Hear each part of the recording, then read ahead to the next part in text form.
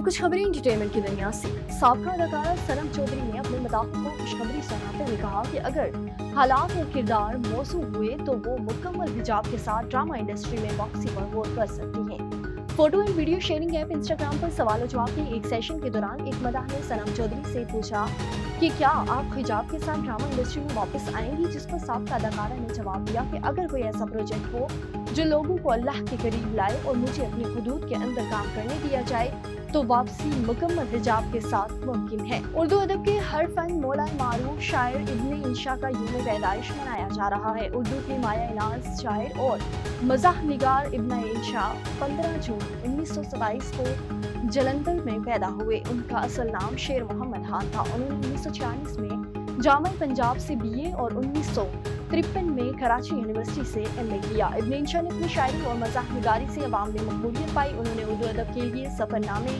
तर्जुमे और शायरी में मबनी तसानीफ का वसी ज़हीरा छोड़ा, जिनमें चांद नगर, उर्दू की आखिरी किताब, चलते हो तो चीन को चले, दुनिया गोल है, काबिल जिक्र मौजूद हैं। और पाकिस्तानी गुलकार आसिम अजहर और उनकी मंगीतर अदाकारा मीरा वली ने राहें जुदा कर ली। आसिम अजहर ने इंस्टाग्राम पर एक स्टोरी अपलोड करते हुए मंगीतर मीरा वली से अलहदगी का ऐलान किया। आसिम ने स्टोरी में फैंस को मुखातिब करते हुए लिखा कि हम एक साथी बात आपसे शेयर करना चाहते हैं, क्योंकि हम समझते हैं कि हमारे फैंस दोस्तों का ये हक है।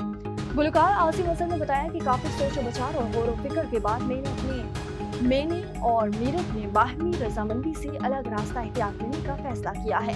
अगरचा हमने खूबसूरत लम्हात शेयर किए और एक मुश्तरका मुस्तकबिल की उम्मीद रखी, लेकिन जिंदगी हमेशा हमारी मर्जी के मुताबिक नहीं चलती। हम एक दूसरे और खानदानों के दिलों से इज्जत करते हैं और हमेशा करते रहेंगे।